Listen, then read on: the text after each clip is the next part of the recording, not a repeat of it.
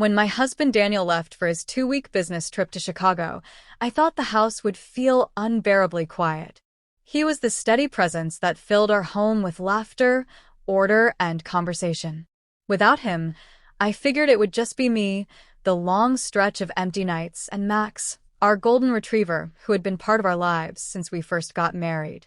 I didn't mind the quiet too much at first.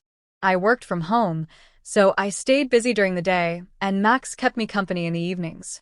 But as the days went on, I noticed little things about him that unsettled me. He was normally calm, always wagging his tail, always ready to play fetch or curl up by my feet. But now he was restless. At night, he would pace in the hallway, sometimes growling at the front door as if he sensed something outside. By the 5th night, I was jumpy. I texted my best friend, Amanda, who lived only a few blocks away. Amanda had been my friend since college.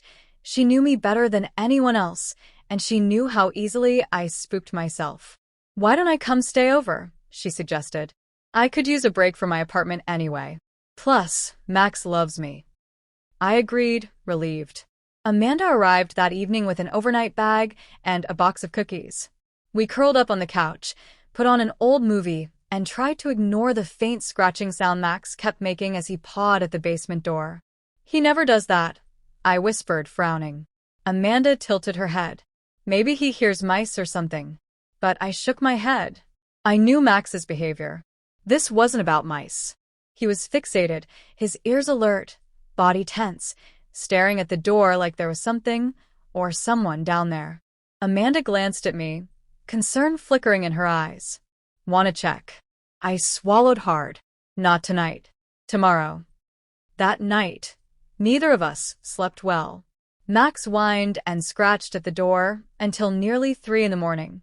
Amanda finally got up, sat next to him, and tried to calm him down. "What is it, boy?" she whispered. "What are you trying to tell us?" The next morning, sunlight made things feel less threatening. We brewed coffee and decided to finally check the basement. Amanda grabbed a flashlight, and I held Max by the collar as I slowly opened the door. The wooden steps creaked under our feet as we descended. At first, nothing seemed out of place. Just boxes, old holiday decorations, and the smell of damp concrete. But then Max pulled forward, nose twitching, dragging me toward the far corner. There, behind a stack of boxes, we found something that made my stomach lurch. It was a small locked chest.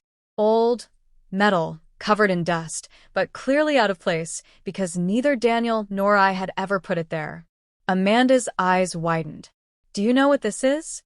I shook my head slowly. "No." "I've never seen it before." Max barked sharply, pawing at the box.